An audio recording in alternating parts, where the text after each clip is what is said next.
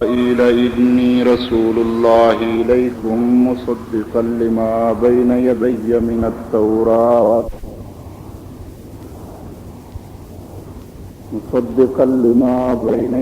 من التوراة ومبشرا برسول يأتي من بعد اسمه أحمد فلما جاءهم بالبينات قالوا هذا سحر مبين صدق الله مولانا العظيم وبلغنا رسوله النبي الكريم ونحن على ذلك لمن الشاهدين والشاكرين والحمد لله رب العالمين.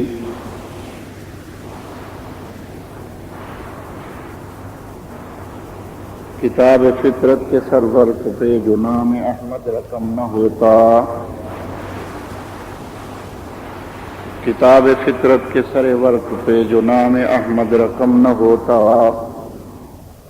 نقش ہستی ابھر نہ سکتی، وجود لوح و قلم نہ ہوتا، یہ محفل کون و مکان نہ ہوتی، وہ جو امام الامم نہ ہوتا، زمین نہ ہوتی، فلک نہ ہوتا، عرب نہ ہوتا، عجم نہ ہوتا، غرب و شاہ امم نہ ہوتا،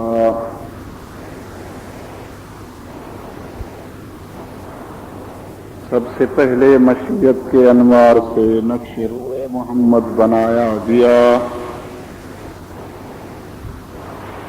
سب سے پہلے مشیت کے انوار سے نقش روئے محمد بنایا گیا، پھر اسی نقش سے مانگ کرتا بانیاں بزم کون و مکان کو سجایا گیا۔ وہ محمد بھی، احمد بھی، محمود بھی، حسن مطلق کا شاہد بھی، مشہود بھی، علم و حکمت میں وہ غیر محدود بھی، ظاہراً امیوں میں اٹھایا گیا۔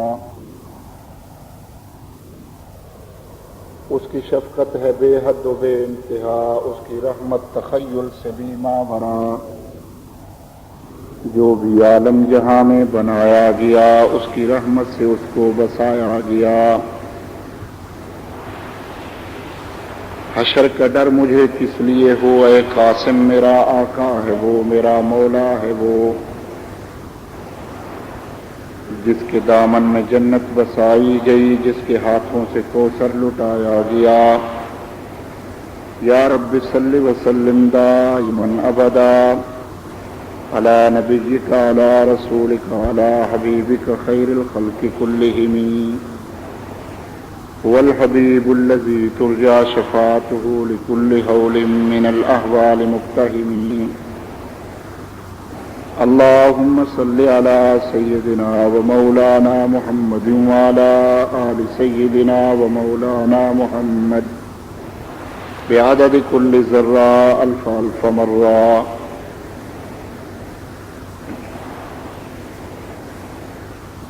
واجب الاحترام بزرگوں، بھائیوں، عزیزوں، قابل صد احترام مسلمان بھائیوں،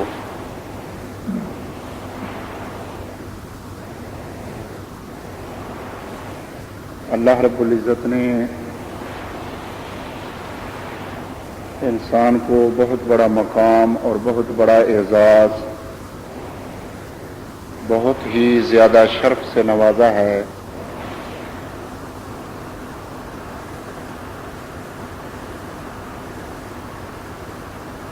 اسے اشرف المخلوقات کا خطاب دیا گیا،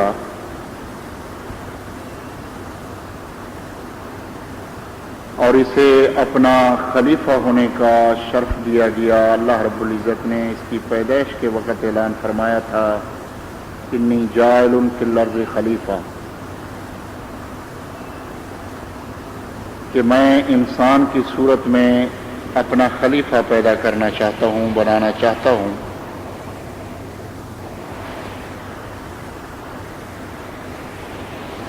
اللہ رب العزت نے اس انسان کو بے شمار اور بے پناہ نعمتوں سے نوازا ہے،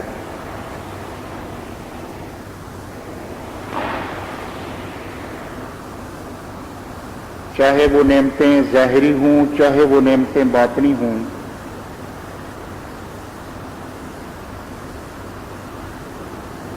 جس طرح انسان کی ظاہری نشو و نما کے لیے، اس کی جسم کی راحت کے لیے،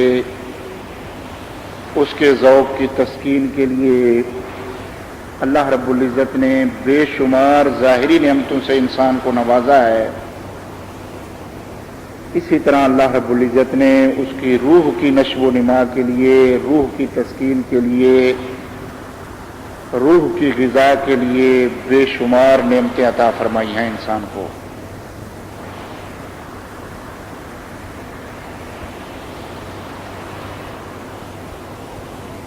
ظاہری، باطنی، جسمانی، روحانی ساری نعمتوں سے بڑھ کر، اور نعمتیں بھی اللہ پاک کی اتنی ہیں کہ قرآن مجید نے ارشاد فرمایا ان تعدوا نعمت اللہ لا تحصوها۔ خلاصہ یہ قرآن مجید اس بات کی طرف اشارہ کر رہا ہے کہ ساری دنیا کے انسان کاتب بن جائیں، محرر کی حیثیت سے ہاتھوں میں قلم لے لیں، ساری دنیا کے شجر قلم بن کے ان کے ہاتھوں میں آ جائیں، ان کی منشا کے مطابق وہ چلنا شروع کر دیں، روئے زمین کے سمندر، دریا، پانی، نہریں، کنویں، یہ سارا پانی سیاہی کے طور پہ کام دینے لگ جائے۔ قرآن مجید یہ بتانا چاہتا ہے کہ روئے زمین کی سیاہی ختم ہو سکتی ہے، روئے زمین پہ لکھنے والے، تحریر کرنے والے، کاتب، محرر ختم ہو سکتے ہیں، ان کی زندگیاں فنا ہو سکتی ہیں، ساری کائنات کے قلم ٹوٹ کے نیست و نابود ہو سکتے ہیں، پر اللہ رب العزت کی نعمتوں کا شمار کسی صورت میں بھی ممکن نہیں ہے۔ ان تعدوا نعمت اللہ لا تحصوها، کہاں تک انسان شمار کرے گا؟ آنکھ خدا کی کتنی بڑی نعمت ہے، اور اس کی قدر و قیمت اندازہ لگانا ہو تو کسی اندھے کو ٹھوکریں کھاتا ہوا دیکھ کے اندازہ لگا سکتے ہو کہ اللہ نے مجھے کتنی بڑی نعمت سے نوازا ہے۔ کان خدا کی کتنی بڑی نعمت ہے، اس کی قیمت لگانی ہو، اندازہ لگانا ہو، کسی بہرے انسان پہ نگاہ دوڑا کے اس کی حالت کو دیکھ کے آپ کان جیسی نعمت کا اندازہ لگا سکتے ہیں۔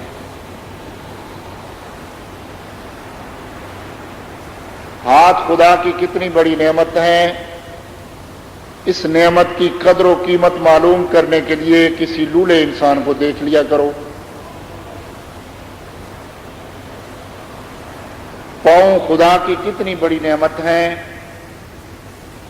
کسی لنگڑے انسان پہ جب نگاہ جائے تو اس نعمت کا پتہ چل جائے گا کہ میرے پاس اللہ رب العزت کی دی ہوئی کتنی بڑی نعمت ہے۔ رزق خدا کی کتنی بڑی نعمت ہے، در در پہ ٹھوکریں کھانے والے کسی بھکیاری پہ نگاہ دوڑا کے اس نعمت کا اندازہ لگا سکتے ہو۔ بیوی، بچے، اولاد خدا کی کتنی بڑی نعمت ہے، جو شخص اس نعمت سے محروم ہے اس کی حالت کو دیکھ کے آپ اندازہ لگا سکتے ہیں کہ اللہ نے مجھے کتنی بڑی نعمت سے نوازا ہے۔ صحت خدا کی کتنی بڑی نعمت ہے، کسی ہسپتال میں جا کے بستر علالت پہ ایڑیاں رگڑنے والے مریض کو چاروں طرف سے ڈاکٹروں کے نرغے میں گھرے ہوئے مریض کو دیکھ کے آپ اندازہ لگا سکتے ہیں کہ اللہ رب العزت نے مجھے کتنی بڑی نعمت سے نوازا ہے۔ حتیٰ کہ علماء نے یہاں تک لکھا ہے گرمیوں میں پانی کا ٹھنڈا گلاس خدا کی نعمتوں میں شمار ہوتا ہے، اور سردیوں میں گرم پانی اللہ کی نعمتوں میں شمار ہوتا ہے۔ ثم لتسألن یومئذ عن النعیم، جہاں اور نعمتوں کے بارے میں سوال ہوگا ایک ایک ٹھنڈے پانی کے گلاس کے متعلق بھی سوال ہوگا کہ بتلاؤ میں نے تمہیں پانی کا گلاس پلایا تھا گرمی میں، اس کا کیا شکریہ ادا کیا؟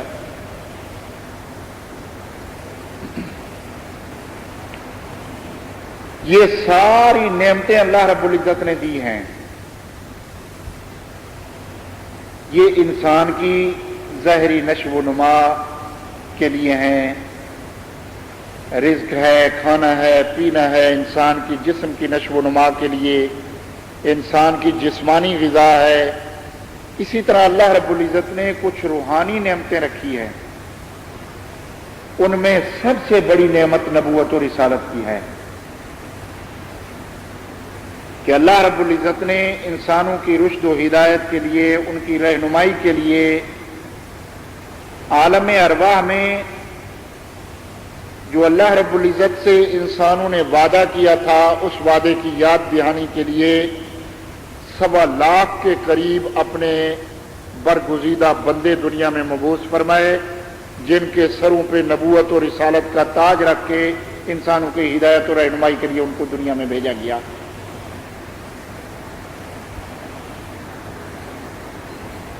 اور یہ نبوت و رسالت کا سلسلہ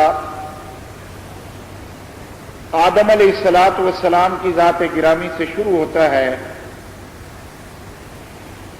اس دھرتی پہ سب سے پہلے انسان بھی آدم، جو نسل انسانی کے باپ ہیں، اور اس دھرتی پہ سب سے پہلے نبی، اللہ کے پیغمبر، اللہ کے رسول، اللہ کی طرف سے نبوت اور رسالت کا خطاب پانے والے، خدا کی طرف سے منتخب ہو کے بندوں کی ہدایت کے لیے تشریف لانے والے نبی، وہ بھی آدم علیہ السلام ہیں۔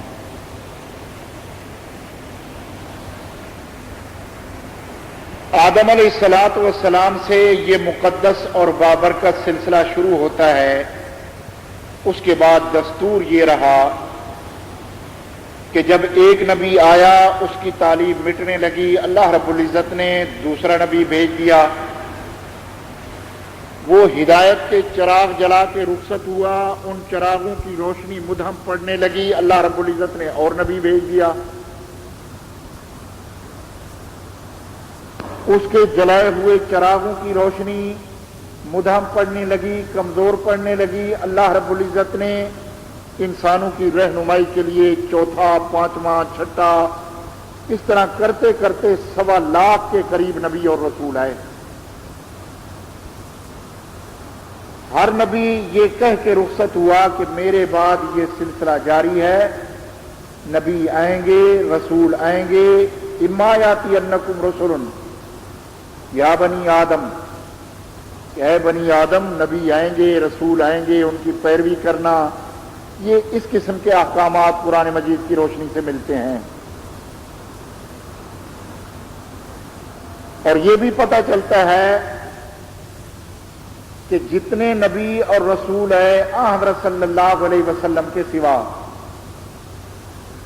ان سب کا علاقہ محدود تھا، ان کا زمانہ محدود تھا، ان کی شریعت محدود تھی، ان کے احکامات محدود تھے۔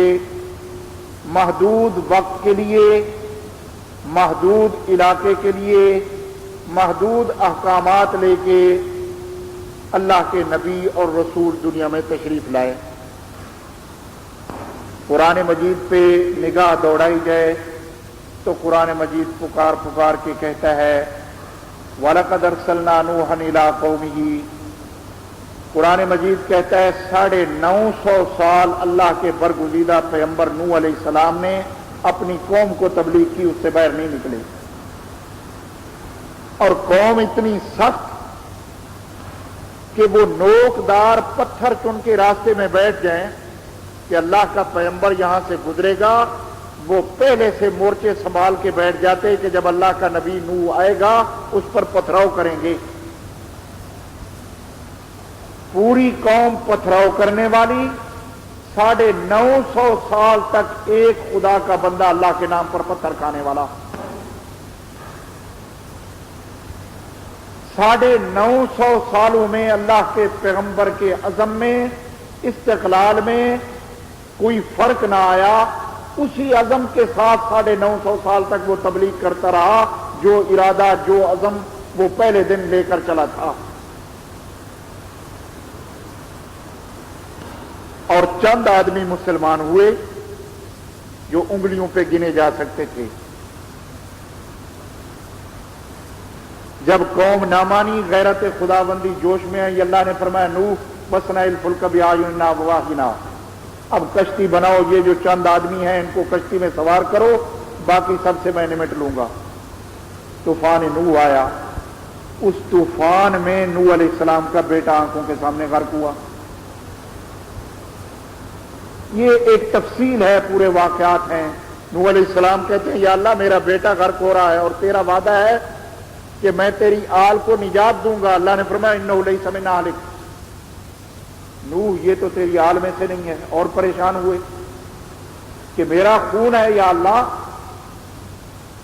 حلالی بیٹا ہے، ناجائز اولاد نہیں ہے، نعوذ باللہ۔ اللہ نے فرمایا انہ عمل غیر صالح، اس کے عمل نیک نہیں ہے، اس لیے تیری آل سے کٹ گیا۔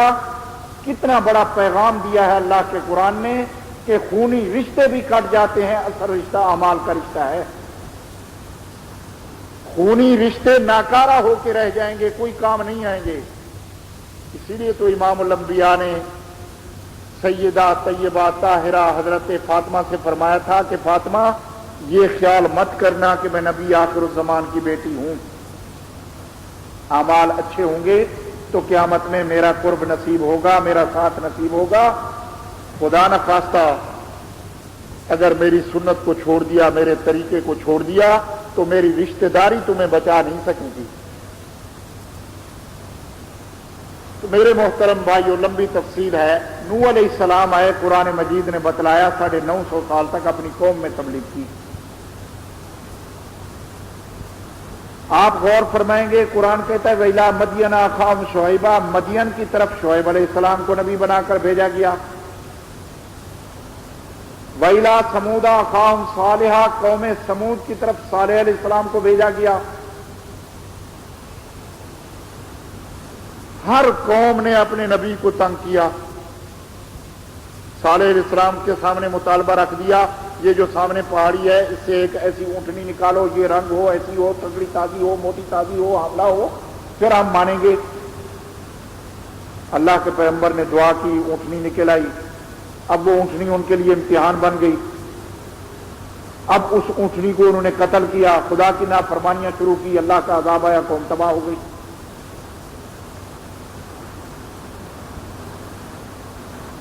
وَإِلَىٰ مَدْيَنَ أَخَاهُمْ شُعَيْبًا، مدین کی طرف شعیب علیہ السلام کو بھیجا گیا۔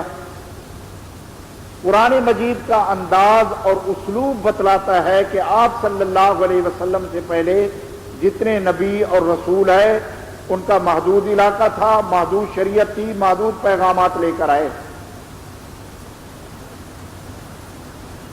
جب یہ سلسلہ بنی اسرائیل کے آخری نبی سیدنا عیسیٰ علیہ السلام کی ذات گرامی تک آ پہنچا، عیسیٰ علیہ السلام اللہ کی طرف سے نبی بنا کر مبعوث کیے گئے۔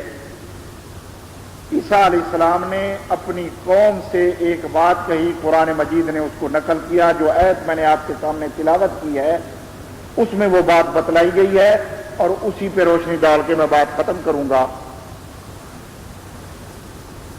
عیسیٰ علیہ السلام نے فرمایا، قرآن مجید ارشاد فرماتا ہے وَإِذْ قَالَ عِيسَى ابْنُ مَرْيَمَ يَا بَنِي إِسْرَائِيلَ إِنِّي رَسُولُ اللَّهِ إِلَيْكُمْ، تاکید کے ساتھ قرآن یاد دلاتا ہے کہ یاد کرو اس وقت کو، اس لمحے کو، اس آن کو، اس گھڑی کو جب عیسیٰ ابن مریم نے اپنی قوم سے یہ کہا تھا اے بنی اسرائیل انی رسول اللہ علیکم، میں تمہاری طرف اللہ کا رسول بنا کر بھیجا گیا ہوں، مصدقا لما بین یدی من التورات، میری ڈپٹی اور میرا فریضہ یہ ہے کہ مجھ سے پہلے اللہ کے پیغمبر موسیٰ علیہ السلام پر جو کتاب نازل ہوئی ہے تورات، میں اس پیغمبر پہ نازل ہونے والی کتاب کی مکمل تائید کرتا ہوں، تصدیق کرتا ہوں۔ وَمُبَشِّرًا بِرَسُولٍ يَأْتِي مِن بَعْدِي، اور دوسرا میرا فریضہ یہ ہے کہ میں اپنے بعد صرف ایک رسول کی بشارت دیتا ہوں۔ وہ رسول میرے بعد آئے گا، یاتی من بعدی، اپنے سے پہلے نبی کی تصدیق کرتا ہوں۔ ہر نبی کا یہ دستور رہا ہے کہ اس نے اپنے سے پہلے انبیاء کی تصدیق کی ہے۔ جتنے بھی اللہ کے رسول اور نبی آئے، اپنے سے پہلے نبیوں کی تصدیق کی، ان کی شریعت کی تصدیق کی، ان پہ نازل ہونے والی کتابوں کی تصدیق کی، اور اپنے بعد وہ پیغام دیتے رہے کہ میرے بعد یہ ہوگا۔ ہر نبی یہ کہتا رہا نبی آئیں گے، رسول آئیں گے۔ عیسیٰ علیہ السلام نے انداز بدلا، وہ جمع کے ساتھ کہتے رہے کہ نبی اور رسول آئیں گے۔ عیسیٰ علیہ السلام نے فرمایا میرے بعد ایک رسول آئے گا، بس اس کے بعد یہ سلسلہ ختم۔ اسمہ احمد، اس کا نام گرامی، اسم گرامی بھی بتلا دیا کہ اس کا اسم گرامی احمد صلی اللہ علیہ وسلم ہوگا۔ اور قرآن نے آگے یہ بھی کہا ہے فلما جاءہم بالبینات قالوا ھذا سحر مبین، جب وہ رسول واضح دلائل کے ساتھ آ گیا، براہین کے ساتھ آ گیا، تو کفار نے یہ کہا یہ تو کھلا ہوا ایک سحر ہے۔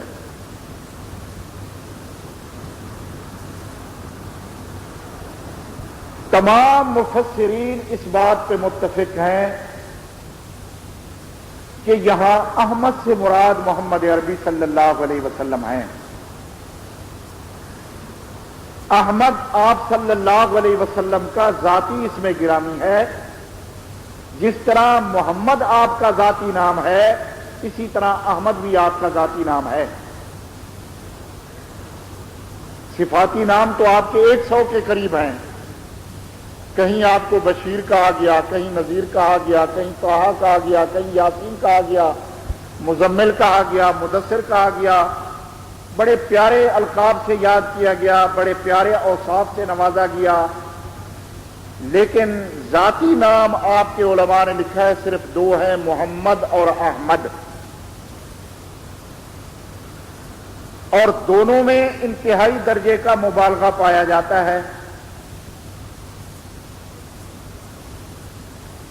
سادے لفظوں میں آپ یوں سمجھیں کہ محمد اسے کہا جاتا ہے خدا کے بعد سب سے زیادہ جس کی تعریف کی جائے اس ذات کو محمد کہا جاتا ہے، اور یہ حقیقت ہے خدا کی ذات کے بعد جتنا محمد رسول اللہ کی تعریف کی گئی ہے، ساری کائنات کی، سارے انبیاء کی، سارے اولیاء کی ملا کے بھی اتنی تعریف نہیں ہوئی۔ اس لیے محمد صرف آپ ہی کا سچا نام ہے، آپ ہی پر پیش آتا ہے اپنے معنی اور مفہوم کے لحاظ سے۔ اور احمد اسے کہا جاتا ہے مخلوق خدا میں سب سے زیادہ جو اللہ کی تعریف کرے اس ذات کو احمد کہا جاتا ہے۔ جتنی تعریف اللہ رب العزت کی اکیلے محمد عربی صلی اللہ علیہ وسلم نے کی ہے، سارے انبیاء نے، سارے اولیاء نے، ساری امتوں نے، روئے زمین پہ آنے والے سارے انسانوں نے، بلکہ جنوں نے، حیوانات نے، ساری مخلوق نے مل کے اتنی تعریف نہیں کی ہوگی جتنی تعریف اکیلے محمد رسول اللہ نے اللہ کی ہے۔ اس لحاظ سے احمد نام صرف آپ ہی پر پیش آتا ہے اپنے معنی اور مفہوم کے لحاظ سے۔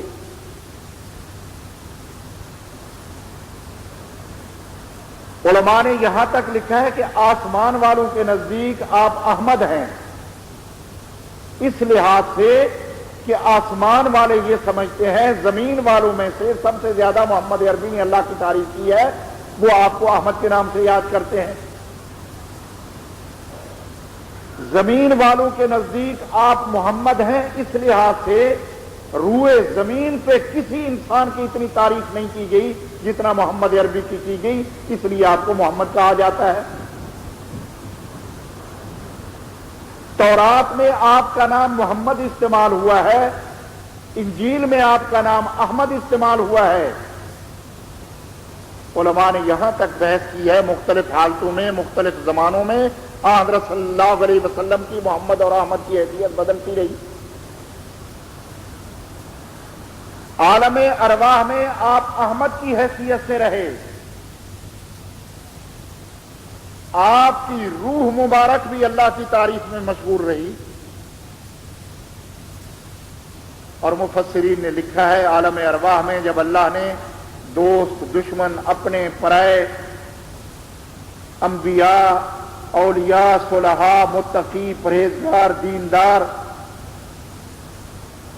مسلمان و کفار سب کی روحوں کو جمع کر کے اللہ نے جب ان سے اپنی ربوبیت کا اقرار لیا تھا، وعدہ لیا تھا اور یہ فرمایا تھا الست بربکم، یہ سوال کیا تھا، سوالیہ انداز میں ان سے ایک جواب مانگا تھا، مفسرین لکھتے ہیں اس عجیب و غریب سوال پہ ساری روحیں حیران ہو کے ایک دوسرے کو دیکھنے لگی۔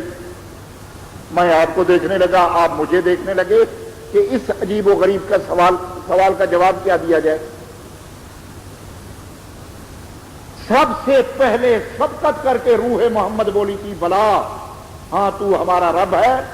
اس کی ابتدا میں ساری روحوں نے بلا کہہ کے اس مشکل مرحلے کو طے کیا تھا۔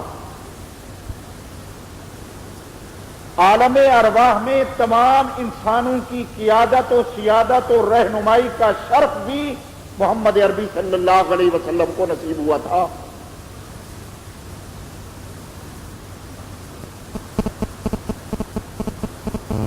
ولادت سے پہلے علماء نے لکھا ہے آپ احمد کی حیثیت سے تھے۔ اپنی والدہ سیدہ طیبہ طاہرہ حضرت آمنہ کے بطن اطہر میں آپ احمد کی حیثیت میں وقت گزارتے رہے۔ والدہ کے بطن میں بھی اللہ کی تعریف میں مشغول رہے، اور حضرت آمنہ فرماتی ہیں جب حضرت صلی اللہ علیہ وسلم میرے بطن میں تھے میں نے عجیب و غریب حالات کا مشاہدہ کیا۔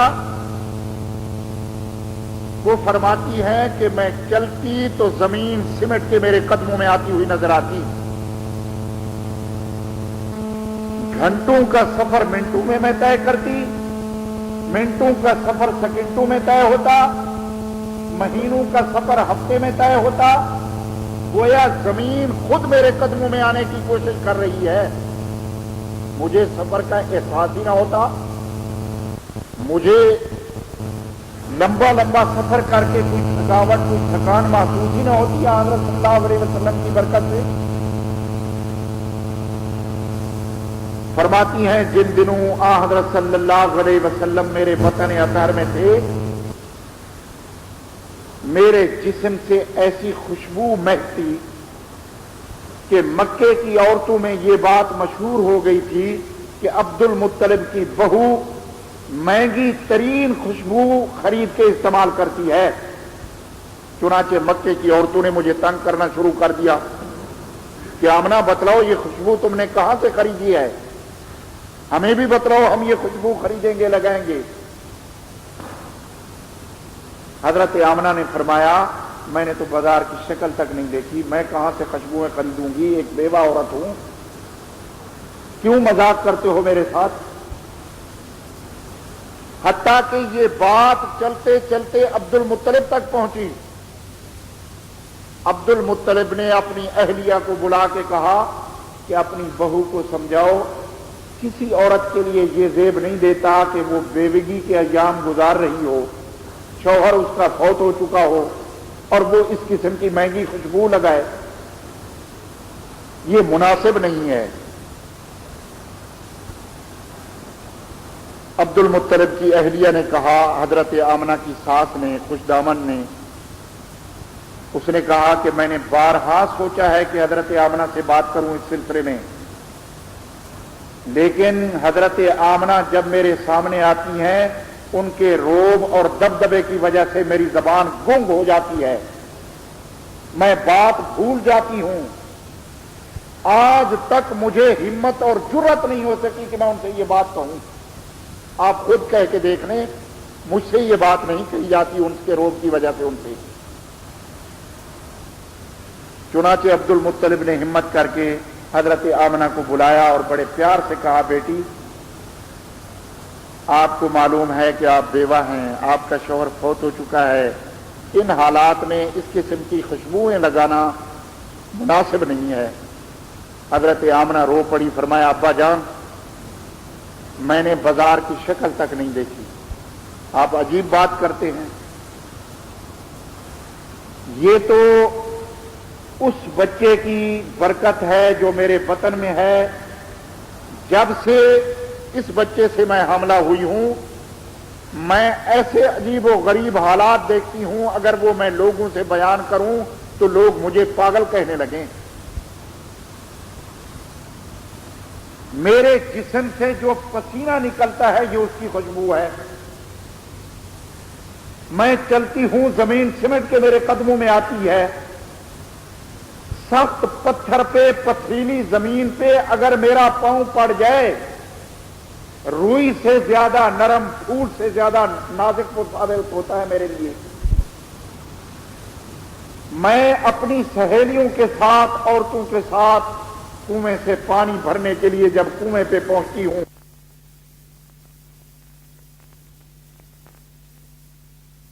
مبارکباد ہو، یہ جو آپ کے بطن میں حمل ہے یہ معمولی انسان نہیں ہے، یہ سید الاولین والآخرین ہے، یہ کائنات میں سب سے زیادہ حسین ہے، یہ خاتم النبیین ہے، یہ راحت العاشقین ہے، یہ مراد المشتاقین ہے، یہ امام المعصومین ہے۔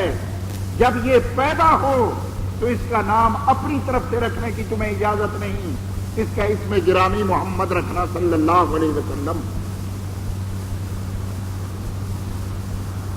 تو میرے محترم بھائیوں، ولادت سے پہلے آپ احمد کی حیثیت میں تھے، اللہ کی تعریف میں مشغول تھے۔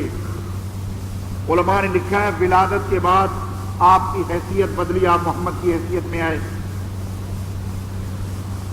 آپ کی ولادت با سعادت با درجت با کرامت کی جھلک چمک بلا دھڑک با کڑک ہوئی، ستارے جھک کے دیدار کرنے کو آئے۔ حضرت آمنہ فرماتی ہیں میں نے یوں محسوس کیا جیسے ستارے مجھ پہ ٹوٹ پڑیں گے۔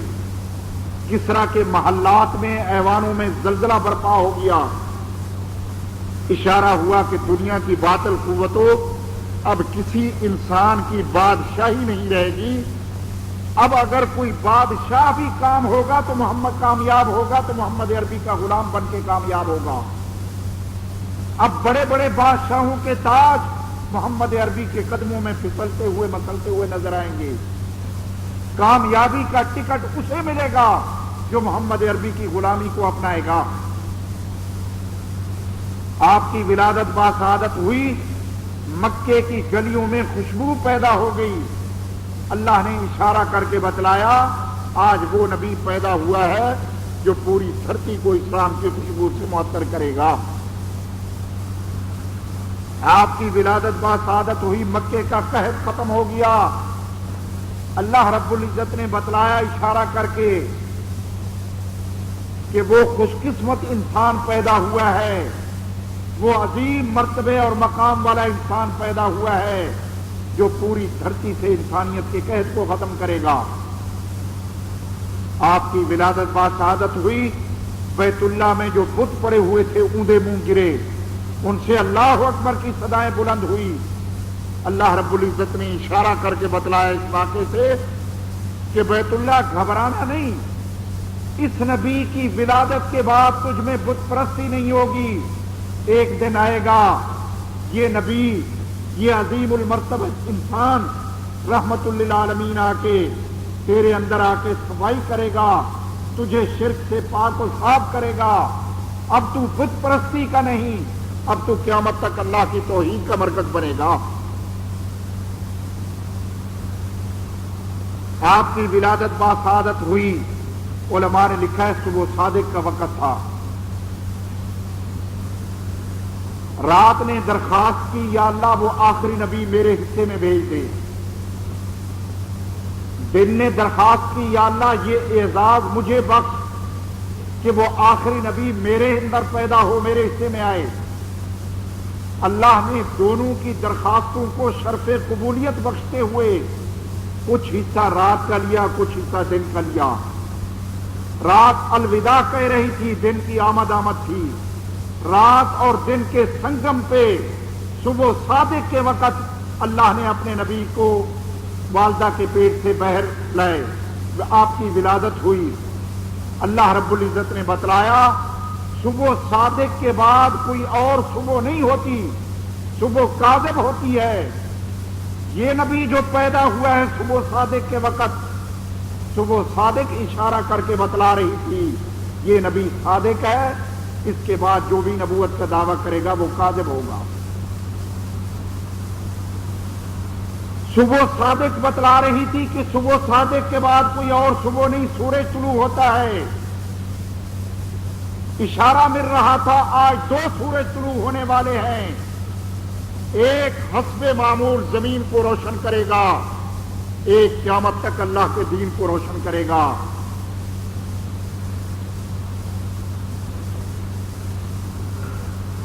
میرے محترم بھائیوں، ولادت کے بعد آپ محمد کی حیثیت میں آئے۔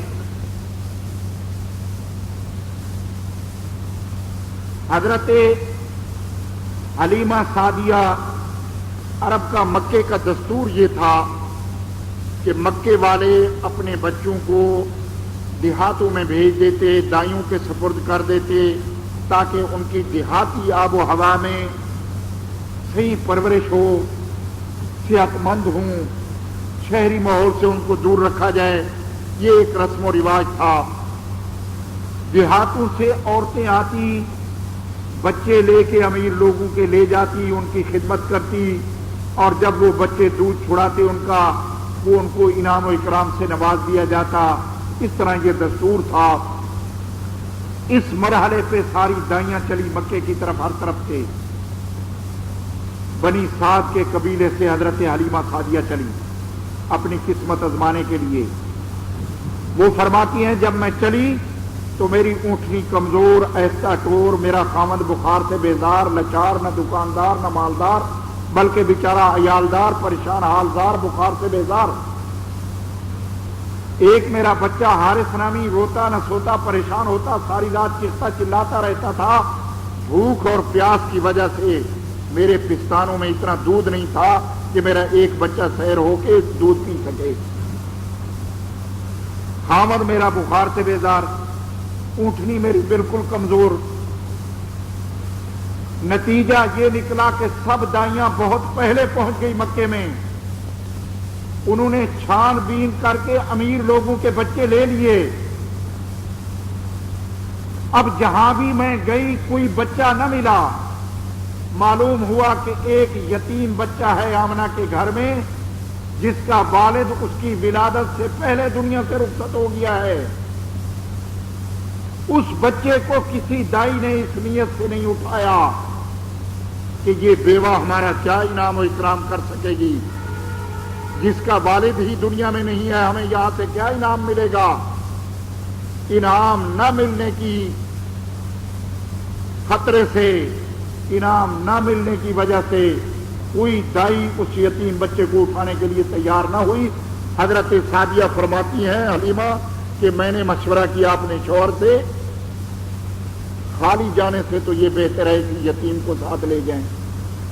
ممکن ہے اللہ پاک ہمارے حالات بدل دیں۔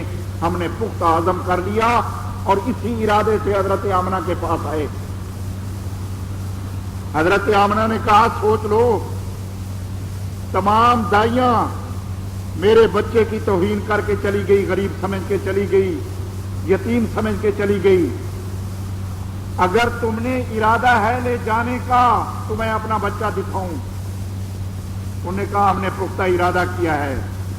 حضرت آمنہ حضرت صلی اللہ علیہ وسلم کو جب لے کر آئی، حضرت حلیمہ سعدیہ فرماتی ہیں میں نے آپ کے چہرے سے رخ انور سے کپڑا ہٹا کے اٹھا کے جب اس حسین ناظرین محجبین دل نشین بہترین بالیقین چمکتے دھمکتے صاحب کمال صاحب جمال رہبر و رہنما شمس الضحیٰ بدر الدجا خیر الورا امام الانبیاء کا چہرہ دیکھا تو اس کا چہرہ دیکھتے ہی یہ برکت ظاہر ہوئی کہ میرے پستانوں میں دودھ جوش مارنے لگا، میری اونٹنی بالکل وہ جو کمزور تھی بالکل تر و تازہ ہو گئی، میرے خامد کا بخار اتر گیا۔ ہم نے حضرت صلی اللہ علیہ وسلم کو لے کے جب حضرت آمنہ کو الوداع کہا، اونٹنی پہ بٹھایا حضرت کو، اونٹنی سیدھا بیت اللہ کے قریب آئی، 3 سجدے کیے اونٹنی نے بیت اللہ کو، اس کے بعد روانہ ہوئی اور اتنی تیز رفتاری سے روانہ ہوئی کہ پورے قافلے کو کراس کر کے آگے گزر گئی۔ پورے قافلے میں تعجب سے انگلیاں دانتوں میں دبا لی کہ یہ وہ حلیمہ ہے کمزور اونٹنی والی، وہ حلیمہ ہے جس کا خامد بخار سے بیزار تھا، وہ حلیمہ ہے جس کے پستانوں میں دودھ نہیں تھا، آج اتنی خوشی سے جا رہی ہے۔ سب نے تعجب سے پوچھا تو میں نے ایک ہی جواب دیا کہ میں وہی ہوں، اونٹنی وہی ہے، میرا خامد وہی ہے۔ معلوم ہوتا ہے یہ ساری برکت، یہ ساری تیز رفتاری اس معصوم بچے کی برکت سے اللہ نے مجھے نصیب کی ہے۔ 20 واقعات ہیں کہ حضرت حلیمہ کے گھر میں حضرت صلی اللہ علیہ وسلم تشریف لائے تو کیا کیا برکات ان پہ ظاہر ہوئی۔ بکریاں چرانے کے لیے جاتے تو جس چراگاہ میں حضرت صلی اللہ علیہ وسلم جاتے پورے قبیلے کے لوگ اپنے چرواہوں کو ہدایت دیتے کہ اسی جگہ جایا کرو۔ حضرت حلیمہ کی بکریاں پیٹ بھر کے آتی ہیں، ہمارے ریوڑ کیوں بھوکے آتے ہیں؟ حضرت حلیمہ کی بکریاں اتنا دودھ دیتے ہیں کہ سارے برتن ان کے گھر کے دودھ سے بھر جاتے ہیں اور ہماری بکریوں کے پستانوں میں دودھ نہیں ہوتا بھوک کی وجہ سے۔ تو میرے محترم بھائیوں، ولادت کے بعد آپ محمد کی حیثیت میں آئے، اعلان نبوت سے پہلے آپ احمد کی حیثیت میں تھے، اللہ کی تعریف میں مشغول تھے۔ آپ نے علماء سے سنا ہوگا، پڑھا ہوگا سیرت کی کتابوں میں، نبوت ملنے سے پہلے حضرت صلی اللہ علیہ وسلم کئی دنوں کا توشہ لے کے غاروں میں چلے جاتے، بیوی بچوں سے دور، شہر والوں سے دور، تنہائی پسند، دن رات اللہ کی حمد و ثنا میں گزارتے۔ جب وہ توشہ ختم ہوتا پھر تھوڑا سا توشہ لے کے پھر غار میں چلے جاتے۔ چنانچہ سب سے پہلی وحی اقرا بسم ربک الذی خلق غار حرا میں آپ پر نازل ہوئی جب آپ اللہ کی حمد و ثنا میں مشغول تھے۔ اعلان نبوت کے بعد آپ محمد کی حیثیت میں آئے، صحابہ کرام نے آپ کی تعریف شروع کی، آپ کے حسن و جمال کا تذکرہ شروع کیا، اور حضرت حسان نے تو انتہا کر دی۔ حضرت حسان حضور کے شاعر تھے اور بڑے اچھے اچھے شعر کہتے تھے، حضور کی تعریف میں بڑی اچھی نعت پڑھتے تھے۔ اکثر اوقات رحمت دو عالم خود فرمائش کرتے، آپ مصلی پہ بیٹھ کے اس اجلاس کی صدارت فرماتے، حضرت حسان کو حکم دیتے کہ ممبر پہ بیٹھو، اور سامنے مجمع ہوتا صحابہ کرام کا، سامعین میں ابو بکر شامل ہوتے، سامعین میں فاروق اعظم جیسا انسان بیٹھا ہوتا، عثمان غنی، حیدر کرار، شیر جرار بہادروں کا سردار بیٹھا ہوتا، سامعین میں طلحہ، زبیر، حضرت سعد بن وقاص، سعید بن زید، ابو عبیدہ بن جراح، حضرت حسن حسین، اس قسم کی شخصیات سامعین میں شامل ہوتی۔ صدارت رسول اللہ کی اور نعت پڑھتے حضرت حسان، اس انداز کو تصور سوچ ہی نہیں سکتا کہ وہ کتنا پیارا انداز ہوگا، کتنا پیارا وقت ہوگا، کتنی اللہ کی رحمتیں نازل ہوتی ہوں گی اس اجتماع پہ۔ چنانچہ حضرت حسان حضرت صلی اللہ علیہ وسلم کے حکم کی بجاوری کرتے ہوئے نگاہ محبت پیغمبر کے چہرے پہ ڈال کے صاحب صدر سے اجازت لے کے اپنی نعت شروع کرتے اور حضور انور کو مخاطب کر کے فرماتے احسن من کلم ترکت عینی، احسن من کلم ترکت عینی واجمل من کلم تلد النساء۔ حضرت حسان رسول اللہ صلی اللہ علیہ وسلم کو مخاطب کر کے کہتے یا رسول اللہ، آپ سے زیادہ حسین انسان میری آنکھوں نے دنیا میں کوئی نہیں دیکھا۔ واجمل من کلم تلد النساء، میں کیا دیکھتا جب حقیقت یہ ہے کہ آپ سے زیادہ حسین بچہ دنیا میں کسی ماں نے جنا ہی نہیں، جب کوئی پیدا ہی نہیں ہوا کوئی دیکھتا کیا؟ خلقت مبرئا من کل عیب، آپ ہر عیب سے پاک پیدا ہوئے ہیں۔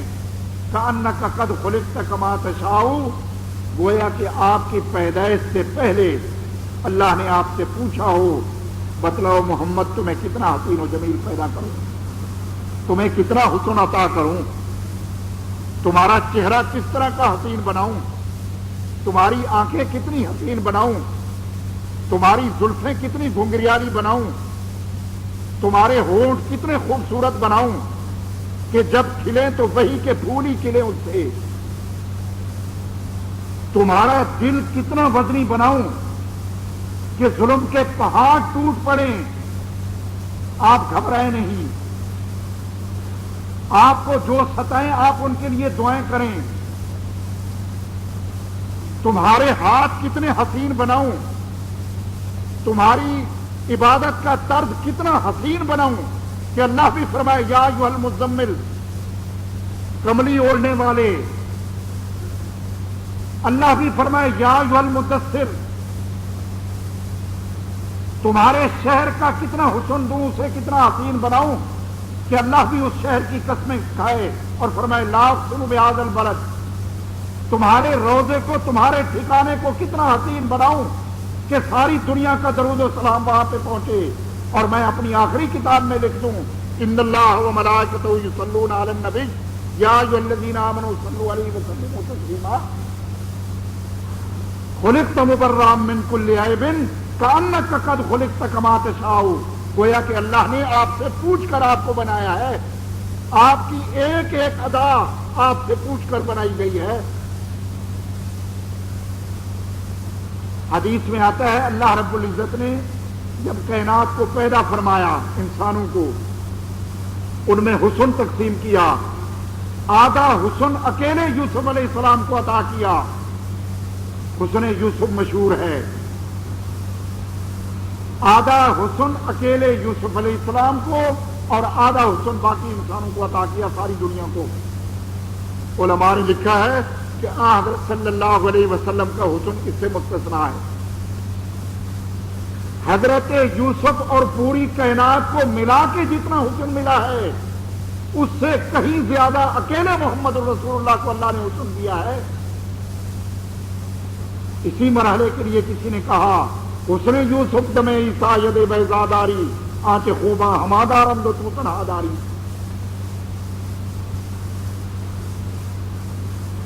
صحابی فرماتے ہیں، صحابی رسول غالباً حضرت ابو ہریرہ،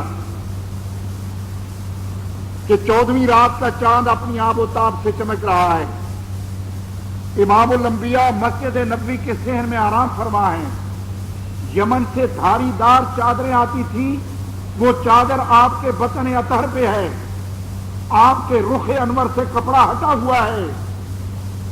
صحابی فرماتے ہیں کبھی میں چاند کو دیکھتا ہوں، کبھی حضور انور کے چہرے پہ نگاہ ڈالتا ہوں، پھر فوراً چاند کو دیکھتا ہوں، پھر لمحے بعد حضور انور کے چہرے کو دیکھتا ہوں، اس شش و پنج میں مبتلا ہو گیا ہوں کہ چاند میں زیادہ چمک ہے کہ رسول اللہ کے چہرے میں۔ اب کبھی اس نیت سے چاند کو دیکھتا ہوں، کبھی حضور کے چہرے کو دیکھتا ہوں، متعدد مرتبہ اس طرح دیکھنے کے بعد میرے ضمیر نے، میرے ایمان نے، میرے دل نے، میرے وجدان نے یہ گواہی دی کہ اللہ کے آخری پیغمبر کے صحابی 14ویں رات کے چاند میں تمہیں وہ حسن نظر نہیں آئے گا جو حسن اللہ نے اپنی آخری پیغمبر کے چہرے میں رکھا ہے۔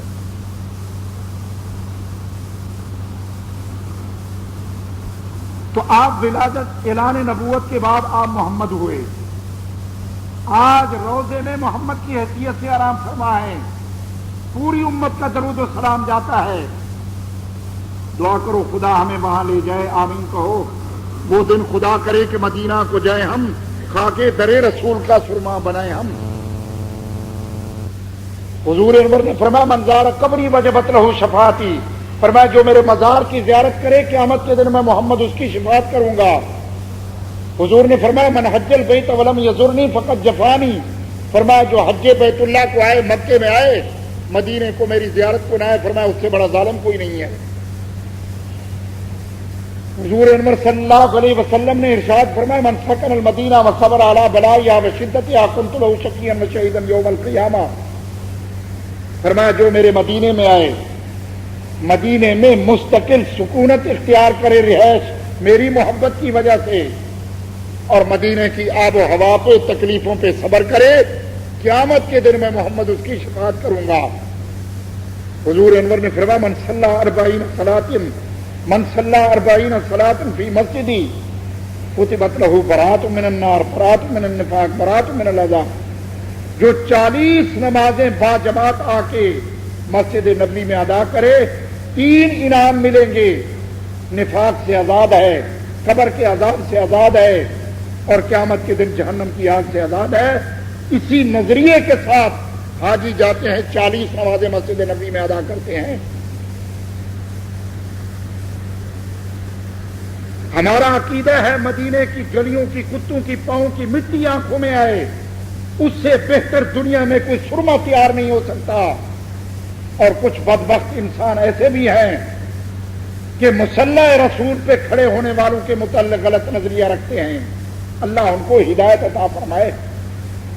حضور نے فرمایا مدینے والے میرے پڑوسی ہیں، فرمایا میرے پڑوسیوں کا خیال کرو۔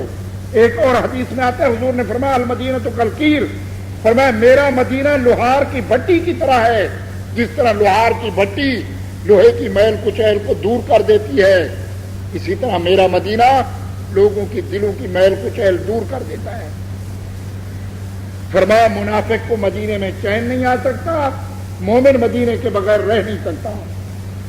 تمنا ہے یہ مدت سے دیار یار دیکھیں گے، مدینہ کے کبھی ہم بھی در و دیوار دیکھیں گے، سکون دل کی دولت جس جگہ سے ہاتھ آتی ہے، مکین گنبد خضرا کا وہ دربار دیکھیں گے۔ میرے آقا شب فرقت ہو یا کہ روز محرومی، کہاں تک کشمکش اس کی تیرے بیمار دیکھیں گے۔ خوشی کی انتہا کوئی نہ ہوگی بالیقین اس دن، حسن جس دن رسول پاک کا دربار دیکھیں گے۔ آج آپ روزے میں محمد کی حیثیت سے آرام فرمائیں، پوری امت کا درود و سلام جاتا ہے۔ میرے محترم بھائیوں، قیامت کے دن اٹھیں گے، خدا کے سامنے سیدھا ریز ہوں گے۔ اس گنہگار امت کو بخشوانے کے لیے آپ نے فرمایا میں کئی دن تک سیدھے میں پڑا رہوں گا۔ یلہمنی محامد یوم القیامت لا اعلمھا الآن، اس سیدھے کی حالت میں اللہ رب العزت اپنی تعریف کے لیے مجھے ایسے کلمات سکھائیں گے لا اعلمھا الآن، ابھی مجھے علم نہیں کہ وہ کون سے کلمات ہوں گے۔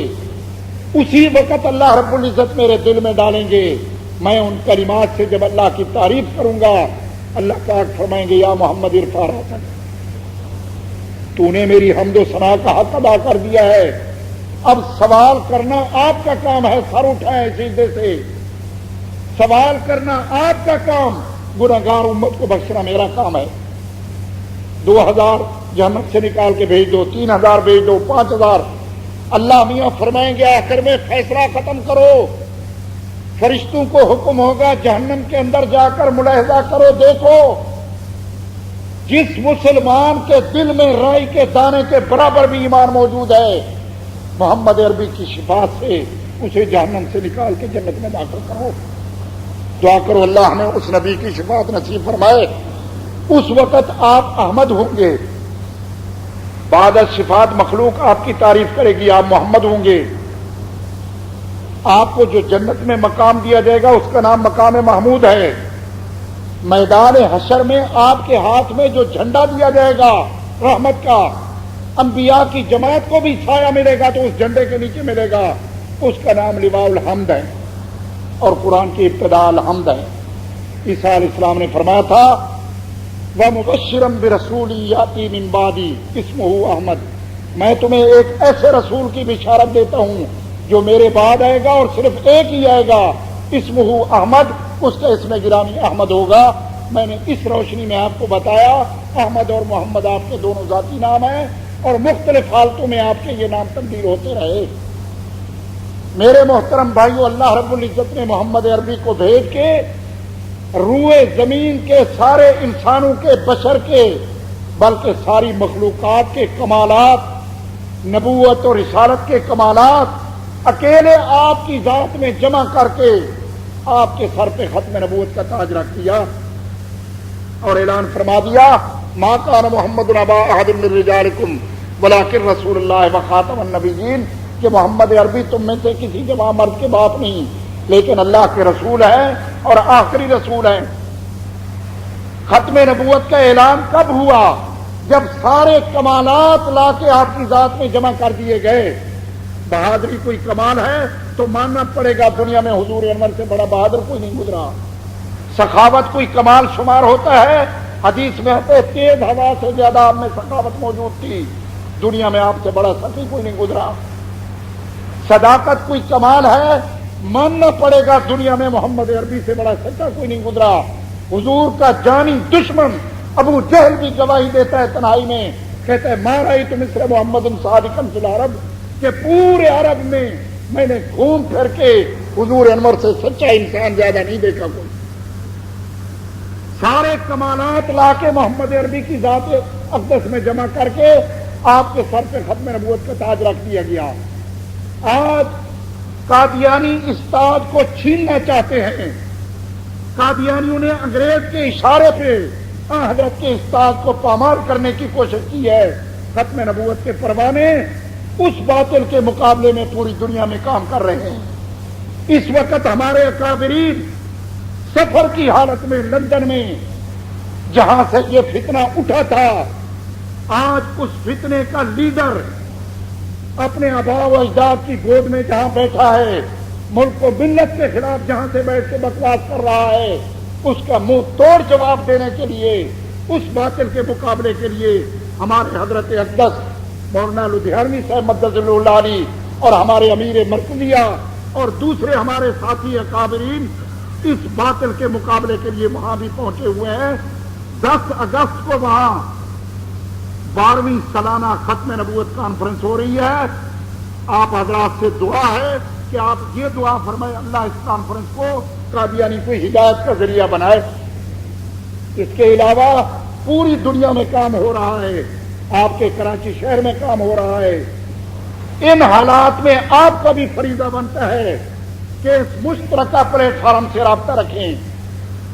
پرانی نمائش پہ جماعت کا دفتر ہے، قادیانیوں کی سرگرمیوں کو اطلاع دیں، ہم ان کا جواب دیں گے.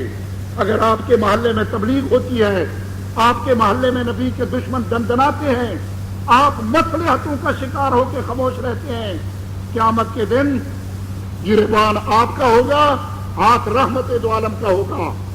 امام الانبیاء پوچھیں گے باپ کی عزت کے لیے تو جوش میں آ گیا تھا، بھائی کی غیرت کے لیے تو تیری غیرت جاگ اٹھی تھی، کیا دنیا میں مجھے تو نے لاوارث سمجھا تھا؟ میری عزت و ناموس کے لیے تو حرکت میں کیوں نہیں آیا تھا؟ کم از کم میری عزت و ناموس کے لیے کام کرنے والوں کو مطلع تو کر دیتا تاکہ وہ آ کے میرے دشمنوں کا مقابلہ کرتے. اس کے علاوہ جماعت کا ترجمان ہے ہفت روزہ ختم نبوت. ہر جمعے آپ کی مسجد کے باہر ساتھی لے کے کھڑے ہوتے ہیں. دنیا جہاں کے جھوٹے اخبارات آپ خریدتے ہیں، سیاسی خبریں پڑھتے ہیں، چائے کی پیالی پہ آپ 5 روپے خرچ کر دیتے ہیں، سینکڑوں روپے خرچ ہو جاتے ہیں ایسے فضول خرچی پہ. آپ ہفت روزہ ختم نبوت کو خرید کے محمد عربی صلی اللہ علیہ وسلم کے رضاکاروں کا موقف پڑھیں. یہ آپ کا جہاد میں بھی حصہ ہوگا. اللہ پاک آپ کو اس پر اجر بھی دیں گے. اور یہ پرچہ خرید کے آپ گھر لے جائیں گے تو آپ کے پورے خاندان میں بھی برکت آئے گی. پورا خاندان حضرت صلی اللہ علیہ وسلم کی عزت و ناموس سے لڑنے کے لیے مر مٹنے کے لیے انشاءاللہ بیدار ہو جائے گا. آپ کی خدمت میں گزارش ہے کہ باقاعدہ طور پہ پرچہ خریدا کریں تاکہ آپ کو ختم نبوت کی خبروں سے واقفیت ہو. اللہ رب العزت مجھے اور آپ کو مسئلہ ختم نبوت کی حفاظت کے لیے کام کرنے کی توفیق عطا فرمائے. یہ بہت سارے ساتھیوں نے دعا کے لیے کہا ہے. ایک ساتھی نے لکھا ہے کہ ان کے کوئی عزیز فوت ہو گئے. اللہ رب العزت انہیں جنت الفردوس میں جگہ نصیب فرمائے. صابرہ پروین کو دل کی تکلیف ہے, دعا کریں اللہ تعالیٰ ان کو صحت عطا فرمائے. اسی طرح ایک صاحب نے لکھا ہے کہ میری چھوٹی بہن جو ہے پریشان ہے, اب دعا فرمائے اللہ تعالیٰ ان کے مناسب رشتے کا بندوبست فرمائے.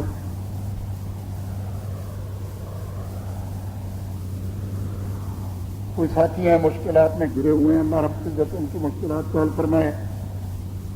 4 اگست بروز پیر کو بروز محمد امین والے محمد سلیم محمد نسیم کے والد محترم محمد حمید صاحب کا انتقال ہو گیا ہے. اللہ رب العزت انہیں جنت الفردوس میں جگہ نصیب فرمائے. اسی طرح ایک بزرگ نے لکھا ہے کہ میرے بھائی کینیڈا میں گئے ہوئے ہیں پڑھائی اور کلاس معاش کے لیے, اللہ تعالیٰ انہیں حلال عطا فرمائے. ایک صاحب نے لکھا ہے کافی دنوں سے میری طبیعت خراب ہے, اللہ رب العزت انہیں صحت کاملہ عطا فرمائے. ایک صاحب نے لکھا ہے میری اہلیہ کافی عرصے سے بیمار ہیں, اللہ رب العزت اپنے فضل و کرم سے انہیں صحت عطا فرمائے. ایک صاحب بے روزگار ہیں اور انہوں نے لکھا ہے کہ جب بھی کوشش کرتا ہوں تو ناکام رہتا ہوں, دعا کرو اللہ تعالیٰ انہیں روزگار نصیب فرمائے. ایک صاحب نے لکھا ہے کہ میرے بھائی بیمار ہیں, اللہ رب العزت بھی انہیں صحت عطا فرمائے. کرائے کی مکان میں ایک شخص صاحب تلاش میں ہے, اللہ رب العزت انہیں اچھا بابرکت مکان کرائے عطا فرمائے. ایک صاحب نے لکھا ہے کہ اللہ تعالیٰ مجھے اور پوری امت مسلموں کو ہدایت نصیب فرمائے. ایک صاحب نے لکھا ہے رشتے کی بات کہیں چل رہی ہے, اللہ رب العزت اس میں برکت عطا فرمائے. اسی طرح ایک صاحب نے لکھا ہے کہ میرے والدین رشتے کے لیے کہیں کوشش کر رہے ہیں, اللہ تعالیٰ ان کی کوششوں کو کامیاب فرمائے. صاحب نے لکھا ہے کہ اللہ رب العزت میری لڑکیوں کو کوئی اچھا رشتہ عطا فرمائے. تمام پوری امت مسلمہ کے لیے دعا فرمائے, اللہ رب العزت پوری امت مسلمہ کی پریشانیوں کو دور فرمائے. وآخر دعوانا الحمدللہ.